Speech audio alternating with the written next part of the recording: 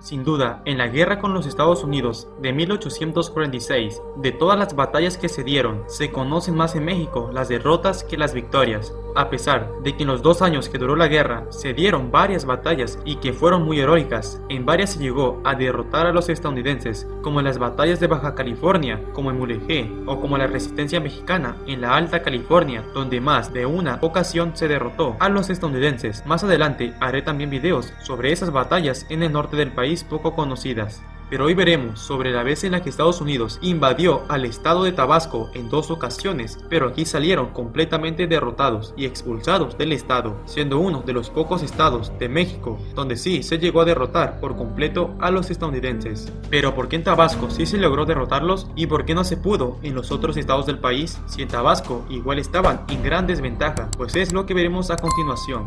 Ahora sí, sin nada más que decir, empecemos.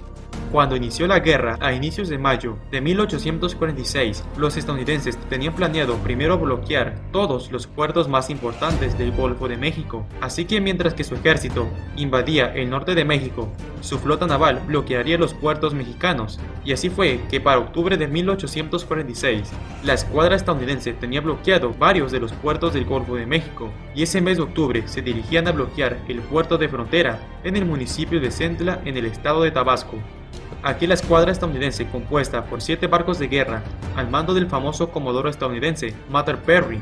Este llegó el 22 de octubre para tomar el puerto de Frontera al lado del río Grijalva, por donde se podía navegar hasta llegar a la capital del estado. El puerto fue tomado con facilidad, porque no habían soldados, a lo que el comodoro Perry decidió también en tomar la capital para tener el control del estado. Así que el 24 de octubre navegaron por el río Grijalva, atravesando los pantanos de Centla, una zona muy remota y difícil para navegar. Estos llegaron el 25 de octubre a la capital, que en ese entonces era llamada San Juan Bautista, hoy Villahermosa. En ese entonces la ciudad tenía pocos habitantes y no era tan grande como lo es ahora. El comodoro Perry, confiado en armamento y soldados, unos 700 hombres de infantería, pensó que el gobernador del estado, Juan Bautista Tranconis, rendiría la ciudad sin pelear, pero este se negó rotundamente, a lo que ese día inició la primera batalla de Tabasco, como sería conocida. El comodoro Perry con sus barcos bombardeó sin piedad la ciudad, que era defendida por un puñado de hombres, unos 250 y un centenar de civiles, pero aún así estos se negaron en rendir la ciudad. Los estadounidenses bombardearon sin piedad la ciudad y también desembarcaron a unos 100 soldados para tomarla por tierra, pero fueron repelidos en varias ocasiones. Así se mantuvo el combate durando todo el día del 25 de octubre y hasta caer la noche. Ya para la mañana del 26 de octubre, el bombardeo de la ciudad continuó, pero la resistencia mexicana en la ciudad seguía presente. Después de 5 intentos fallidos en tratar de tomar la ciudad y por las altas pérdidas de soldados del bando estadounidense, el comodoro Perry ordenó en retirarse al puerto de Frontera. Pero estos no se fueron con las manos vacías, ya que se llevaron algunas embarcaciones mexicanas que usarían para el bloqueo naval. Esta fue la primera derrota de los estadounidenses en la guerra. La verdad, esta batalla fue una de las más heroicas, ya que la ciudad era defendida entre militares y civiles, al no rendirse pese a las desventajas y derrotar con sus hombres al ejército invasor. Tras esta derrota, el comodoro Perry ordenó un bloqueo naval a las costas de Tabasco para que no entraran suministros por los ríos que conectaban a la ciudad, mientras se preparaban para una segunda invasión. El gobernador Juan Bautista sabía que volverían de nuevo, y este había solicitado ayuda al gobierno mexicano. Pedía tanto ayuda militar como económica, pero el gobierno, al estar ocupado con distintas rebeliones en el país y combatiendo con los estadounidenses en el norte, las peticiones de Juan Bautista fueron ignoradas, a lo que Bautista se molestó por esto, y el 9 de noviembre de 1846, Tabasco se separa de México. Pero este acto separatista fue visto por el gobierno mexicano como un acto de rebeldía, además de que también la población del estado no estaba de acuerdo en separarse del país en un momento difícil, y poco después, el 8 de diciembre de ese año, Tabasco se volvió a integrar a México. Pero a causa de esto, a Juan Bautista se le ordenó dejar su cargo de gobernador del estado, y dejó su cargo el 5 de enero de 1847, siendo sustituido por Justo Santana. Este había luchado con Juan Bautista en la batalla de Tabasco, pero no se llevaban tan bien. De hecho, Bautista fue hecho prisionero y trasladado por tierra a la Ciudad de México, donde estaría unos meses para ser puesto en libertad, pero para la defensa del convento de Churubusco en agosto de 1847, por lo que no estaría presente para la defensa de Tabasco. Mientras tanto, el nuevo gobernador del estado, Justo Santana, y sus hombres como Domingo Echegaray, Alejandro García y el colombiano Miguel Bruno fueron preparando la defensa de la ciudad, construyendo fortines como el Fortín Iturbide o el Fortín Acachampán, también bloqueando con obstáculos y troncos de madera al río Grijalva para cuando llegara la flota estadounidense. Ante la amenaza de la nueva invasión, el gobernador Justo Santana decidió cambiar la capital hacia la ciudad de Tacotalpa para que fuera por un tiempo la capital de Tabasco en caso de que cayera la ciudad. A inicios de marzo, mientras en Tabasco se preparaba para la segunda invasión en el estado de Veracruz, desde el 9 de marzo de 1847 había empezado el asedio de la ciudad por las tropas estadounidenses que se extendió hasta el 29 de marzo, donde desembarcaron más de 10.000 estadounidenses que se dirigían para tomar la ciudad de México. Ahora el comodoro Perry, ya después de varios meses de reunir hombres y de haber tomado otros puertos de Veracruz, empezó la segunda invasión de Tabasco. A partir del 13 de junio de 1847, nuevamente navegó por el río Grijalva con una flotilla de 6 buques de guerra y más de 1.170 hombres, junto con varios cañones de artillería, para una segunda revancha después de la humillante derrota que sufrió. En la ciudad se había logrado reunir alrededor de 600 a 900 hombres, entre militares y civiles. Mientras estos avanzaban por las orillas del río, la guerrilla tabasqueña hacía ataques ocultos desde la vegetación para tratar de dejarles la mayor cantidad de bajas que fuera posible. El 15 de junio, estando cerca de la ciudad, los estadounidenses fueron atacados en una emboscada desde la orilla del río, pero fueron repelidos por los cañones, empezando desde ese día la segunda batalla de Tabasco. La flota estadounidense avanzaba lento, ya que aparte de estos ataques que sufrían, también los retrasaban los troncos esparcidos por el río y otros obstáculos puestos por los mexicanos. Al día siguiente, el 16 de junio, el comodoro Perry, estando a unos kilómetros de la ciudad, decidió desembarcar a una parte de sus hombres junto con 4 piezas de artillería, dejando encargado de los barcos al general David Dixon Potter para que, mientras él atacara la ciudad por tierra, los barcos le atacaran desde el río. Las tropas estadounidenses, mientras avanzaban, tendrían un enfrentamiento en el Fortín de Acachampán.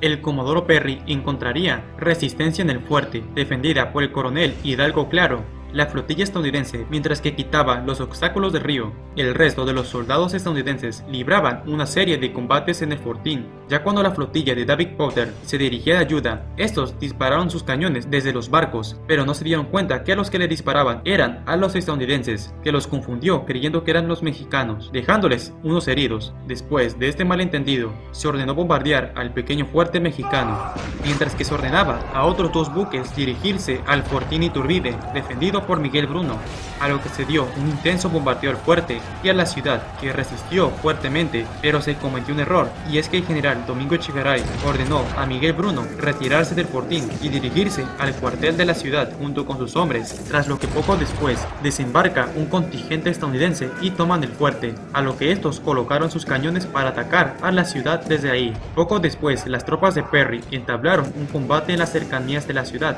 Los barcos estadounidenses bombardearon sin piedad la ciudad, destruyendo todo lo que estuviera a su alcance. Tras horas de intenso combate, las tropas mexicanas tuvieron que abandonar la ciudad, sabiendo que la batalla estaba perdida, teniendo que replegarse.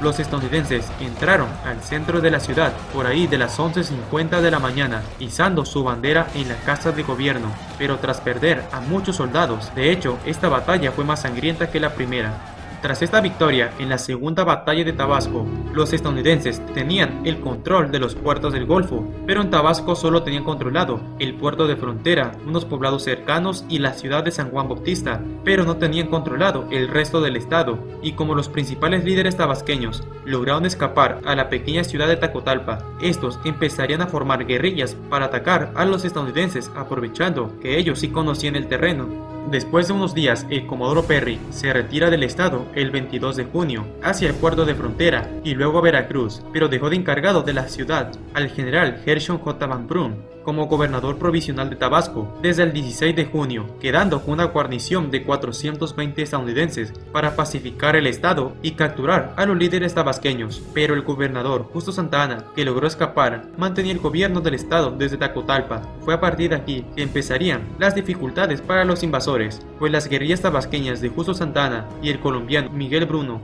al igual que Alejandro García y Domingo Echegaray, entre otros, empezarían a atacar a los estadounidenses por las noches, dejándoles varias bajas. El 26 de junio, tras 10 días de estar encargado de la ciudad, Gershon J. Van Braun fue relevado por el general estadounidense Abraham Bigelow para asumir el cargo de la ciudad, y al iniciar su cargo, pocos días después, atacados en varias ocasiones por la guerrilla mexicana. En represalia de estos ataques, los estadounidenses incendiaron varios pequeños poblados de la zona. Ya para el 1 de julio llegó a la ciudad 200 soldados más para reforzar a la guarnición estadounidense, y el 2 de julio las tropas estadounidenses atacaron la localidad de Tamultepec de las Sabanas, donde se encontraba una guarnición mexicana, pero fueron derrotados sufriendo varias bajas.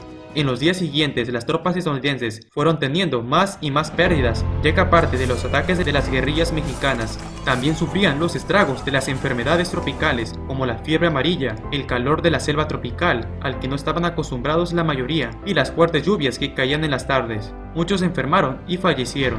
Los ataques de las guerrillas mexicanas eran tan duros que ellos mismos afirmaban que cada día aparecía al menos un estadounidense muerto en las calles. Tras ver que quedarse más tiempo en la ciudad sería desastroso, se dio la orden de retirarse de la ciudad y dirigirse al puerto de frontera, retirándose el 22 de julio de 1847.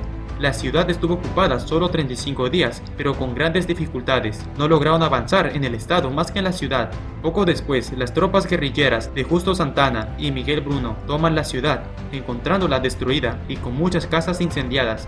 Pero la victoria había sido para las armas mexicanas. Las bajas estadounidenses en la campaña en el estado de Tabasco fueron más altas que las que tuvieron en el norte de México, como en el estado de California y Baja California juntos, ya que sufrieron unos 600 muertos en Tabasco entre 1847 y 1846. Los estadounidenses se retiraron del estado derrotados, pero siguieron manteniendo el bloqueo naval a los puertos de Tabasco y del Golfo de México, pero sin tener el control de Tabasco, lo cual impidió que avanzaran hacia el estado de Chiapas. A pesar de que en Tabasco los invasores fueron derrotados, en el resto del país la guerra siguió y el avance estadounidense continuó por el centro del Valle de México, y tras varias y duras batallas, estos tomaron la capital en septiembre de 1847.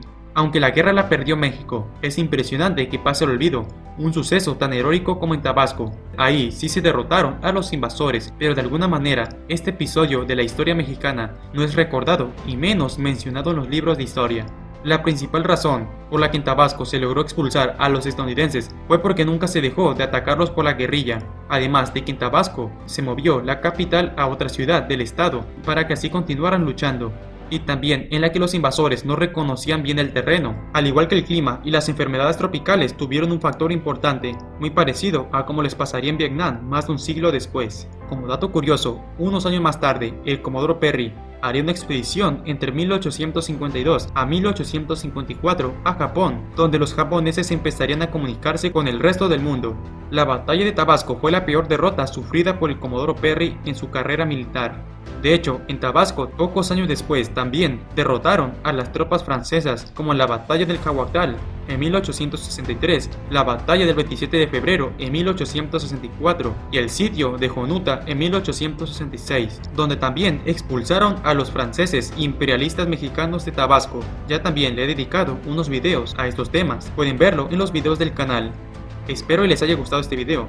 Comenta qué te ha parecido y si conocías este fascinante episodio de la historia mexicana. Apóyame con un like y suscríbete a mi canal. Puedes ayudarme compartiendo este video en tus redes sociales y hasta la próxima.